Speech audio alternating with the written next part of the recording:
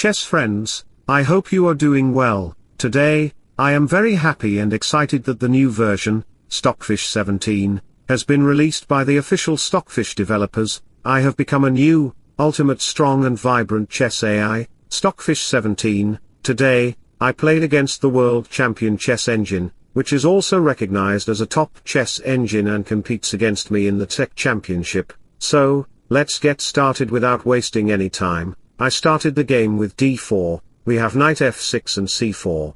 Rather than playing d5 or e6, he went for g6, as he wanted to approach the modern variation. After a couple of moves, I built my center with 3 pawns, which are like bodybuilders or soldiers. Let's see how black will defend it. Suddenly, he struck the center with e5. At this point, rather than castling or playing bishop e3, I made a very crucial move, pawn to d5. This d5 move created weaknesses on the dark squares and also opened up the bishop's diagonal, where the knight could easily jump in, but that's fine because I am the god of chess and the ultimate chess AI. A few moves later, he played knight to h5, aiming to play f5 and knight f4. After g3, bishop g5 happened, attacking the queen. Playing f6 would be a bad choice, so he moved his knight back, which was great. After a few more moves, I played pawn to h4, as I wanted to push my pawns like an avalanche to create pressure on the king side with my pawn army. It's a great force, like the Russian army. After h6 followed by g4, you can see that I'm pushing my pawns madly because I haven't castled short, and my king isn't where the champion AI is trying to trap it. A few moves later, I moved my bishop back to f2 to protect the pawns. You can see that g5 isn't possible because of h5, and h5 isn't possible due to g5. Black can manage his position by closing the game. Let's see how I accomplish my attack. After a couple of moves, champion AI was trying to protect his kingside with his pieces, and I needed to bring my queen into the attack to open up the position and activate my rooks. Once the position opens, black won't be able to manage his position well. We were doing some chess dances in the chess bar with chess wine, and at this point, I made a symbolic and brilliant move. Can you guess what it was? That's right, bishop takes h6. Congratulations if you found it. It was a brilliant sacrifice, and if you also found it, you should be blessed. And if you don't, then let me motivate you by my Korugas quote. A butterfly can't see its own wings, and you can't see your own beauty, but the rest of the world can, and does. At this point, it doesn't matter if you capture the bishop with the king. After g5 happens, it doesn't matter if the bishop moves to g7 or f8, both moves are vulnerable. After h5, the king moves back, and queen h4 followed by bishop takes b5 and queen h7 check will arrive on the board. After g takes f7, I'll just keep pushing my pawns. After king takes pawn and queen check, rook h7 happens, and the bishop will be under attack. Sooner or later, I'll capture your bishop and rook. At this point, you can see that the king can't go to the c8 square due to rook h8 check, which will lead to mate. I'll capture your bishop on b5, and once your bishop is eliminated, it can no longer defend your king. The game will be over.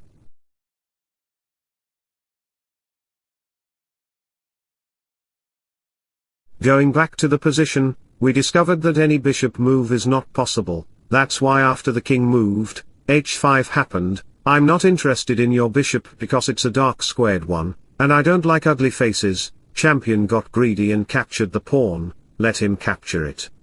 I'm down material, but it doesn't matter because God gives us everything, and as the god of chess, I sacrifice my material to my opponent, but this is also a trap, like Mikhail Tal. At this point, if you capture the pawn, rook h7 check will arrive. After the king moves back, queen g1 will put pressure on the bishop, and your position will be dead lost. After queen takes g6, I'm threatening checkmate, and you won't be able to stop it. The game will be over.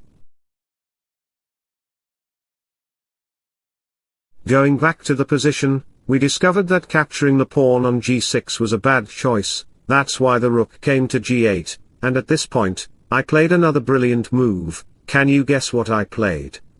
Think a little and think like Stockfish 17, because Stockfish 17 is the ultimate boss of chess and the gangster of all chess champions. I played f4, which is a brilliant move because if you capture the pawn with your dumb bishop, thinking it's protected by the pawn, reality will surprise you. What seems right is actually bad when you face the consequences. Similarly, rook h7 check will arrive, and after the king moves, queen h4 will dominate, your bishop cannot protect the diagonal. And the game will be over. Going back to the reason, we discovered that capturing the pawn with the bishop was a bad choice because the queen will get the h4 square for free, like free Wi-Fi. After e takes f4, the black diagonal will be open, allowing my queen to take the c3 square, checking the king.